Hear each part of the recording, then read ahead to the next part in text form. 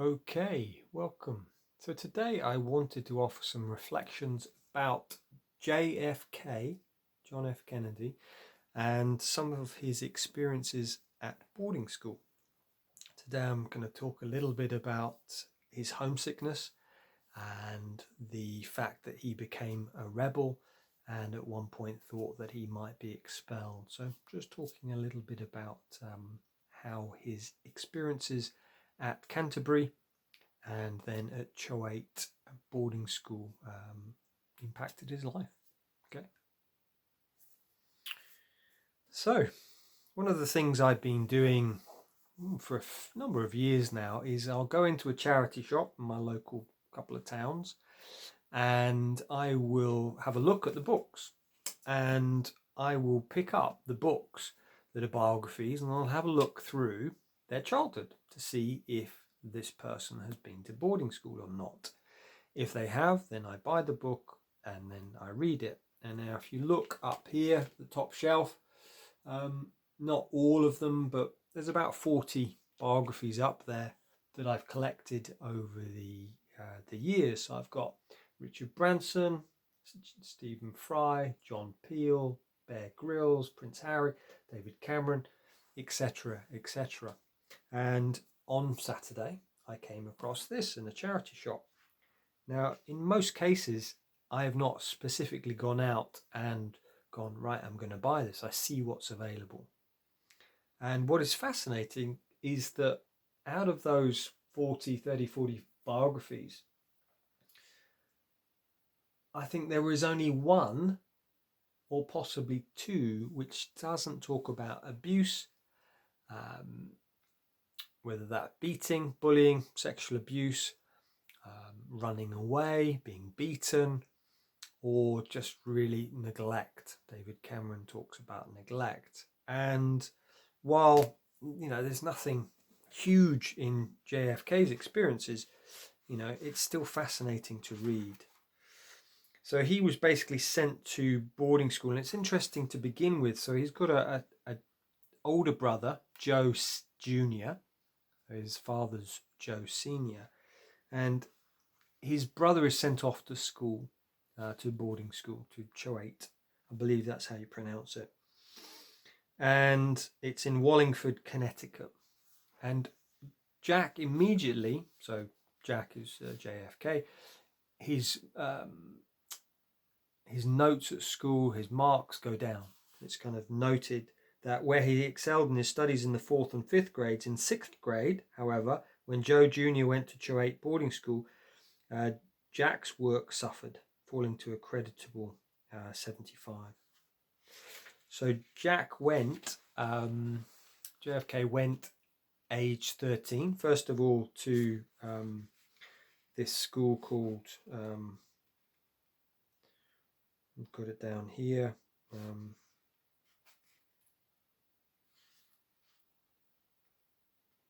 I'll come back to that, Canterbury.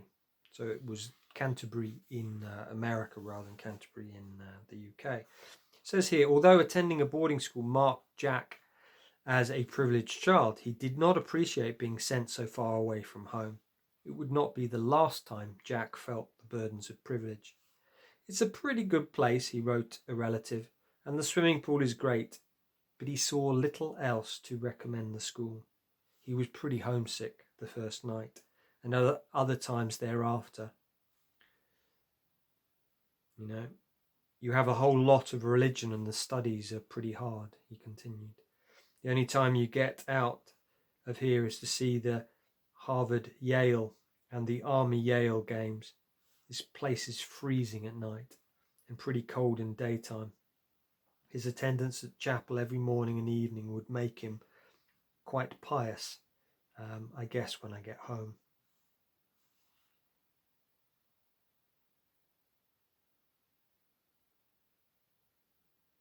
Yeah, so it just talks about that.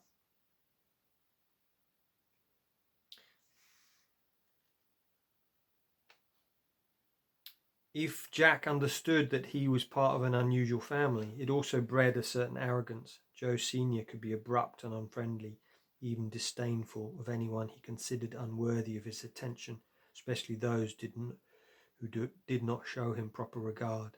He saw some of this as payback for the humiliating slights inflicting on him for being an Irish Catholic. So basically the beginning, he talks about this this homesickness. So this is the Canterbury School. So he's there for a year. And it says, after a year at Canterbury School, Jack was not keen to return, wishing instead to follow Joe Jr. to Choate. Joe acquiesced, Joe Sr., to his son's request, and in September 1931, so he's now 14, Jack joined his brother at the storied New England Academy. Joe and Rose were less interested in the distinctive education the boys would receive than in the chance to expose them to the country's power brokers, or at least the sons of America's most influential families. And this is very similar to Britain.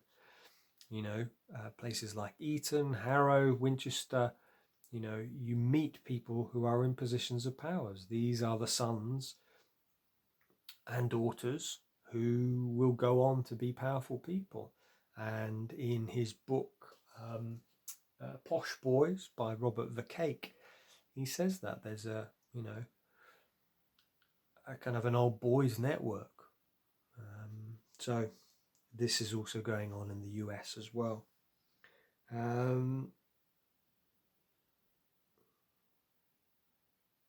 As Jack would soon learn, membership in the world of privilege carried lifelong responsibilities that would both attract and repel him. So from the time he was 3, not a year passed without one physical affliction or another. 3 months before his 3rd birthday, he came down with a virulent case of scarlet fever, a highly contagious and life-threatening illness for so small a child. So that's kind of something which comes up quite a lot in the biography, is illness. He's got a lot of illness. Spends a lot of time in hospital or sick. And I've only read the first 50 pages. They haven't been able to diagnose what the issue is. It says on the back, though, that the little-known lifelong physical suffering behind his image of healthy vigour, so serious that he was administered the last rites on several occasions. So this is something I didn't know about JFK, was he was actually quite ill most of his life. So it says here, Jack's school attendants described him as probably very homesick during his time at Canterbury. He wrote a great deal of letters home. In May, he left school with appendicitis and did not return. But having completed his year's work with the help of a tutor at home, he is able to move on to Choate in the fall. So he's got these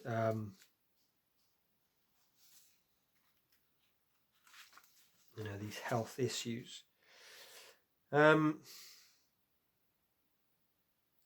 he's got a brother who's very popular. So it's a bit like William, Prince William and Harry. When JFK arrives at Choate, he's got an older brother who's 2 years older than him, who's great at sports. He's like one of the leading lights. And it says here, in addition to feeling too much in his brother's shadow, Jack wrestled with the strains of uncommonly high parental expectations, pressures to live up to the Kennedy standards, to stand out, not just from the crowd, but from the best of the best. The overt message, especially from his father, was second best will never do. Whether in athletics, academics, or social standing, there was an insistent demand that the Kennedy children, especially the boys, reach the top rung. So there's a lot of pressure on JFK, and this is, they often say this about boarding schools, these hot housing places. And this is quite a lot in the press in the UK at the moment. One of the head teachers has resigned because he says there's just too much pressure of one of the top public schools in the UK. So I think it's this pressure. There's also a book in the 60s called Hot House Society, talking about the experiences of boys at boarding school in the UK. So as one Kennedy family biographer said, Joe stressed to his children the importance of winning at any cost and the pleasures of coming in first. As his own heroes were not poets or artists but men of action, he took it for granted that his children too wanted public success. There's a lot of pressure there, and whether that's linked into the health, I think his father makes some unkind comments about his health. One friend said JFK's frame as a light, thin person, his proneness to injury of all kinds, his back, his sickness, which he wouldn't ever talk about. He was heartily ashamed of them. They were a mark of effeminacy, of weakness, which he wouldn't acknowledge. So, that's again very similar for an ex-boarder is not to admit any weakness. It's the stiff upper lip that we have in British society. I'm fine, well, I'm not going to talk about this. So what's interesting is that where his brother Joe Jr. was very popular and towed the line, JFK became the rebel, and he set up in the his final year. He organised this group called the Muckers Club, and at one point he says, though Jack had no evidence that the headmaster would act on his anti-Catholicism, he nevertheless feared that St. John, the headmaster, might expel him and destroy whatever approval he still enjoyed from his parents. So there was a period of time he became a rebel, and it was only when he agreed to disband this group. The final point I realise on this is just to talk about a bit about this, and this is from the back of the book, saying the truth about his troubled marriage to Jackie and his obsessive womanizing, with many affairs revealed for the first time. So they talk about this in here. I've not read it yet, but this kind of links into the idea of boarding school syndrome, and in Nick Duffell's work here in Wounded Leaders, page 153,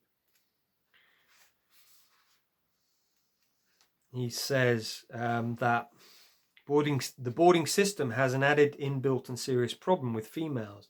They are utterly absent, except in a service role. As compensation, boarders readily make women, already becoming unfamiliar, into fantasy figures, whether goddesses or servants.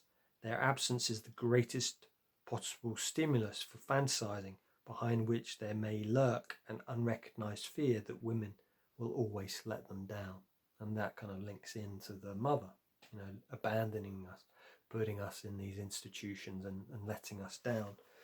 And it's just interesting, I hadn't heard about that from JFK, about the womanizing, the addiction to women, to sex. And I think it's fascinating because that's very similar with so many the borders that you read is like addictions and the womanizing, the affairs. Boris Johnson, there's a Channel 4 documentary which came out a few months ago. The amount of affairs he had, it's a common symptom. So yeah, it's a great book. So it's by Robert Dalek. It's called JFK, An Unfinished Life. And I just thought, it is fascinating to realise that someone who is probably one of the most well-known figures in the 20th century should have gone to boarding school, and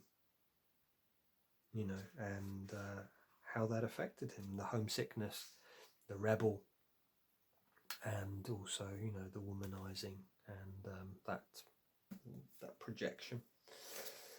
So yeah, this Friday I've got an interesting podcast going live with Chris Braich, who is one of the directors of Seen and Heard, which is an outreach organisation for ex-boarders who've been through some form of trauma, to resort, a kind of set of resources really.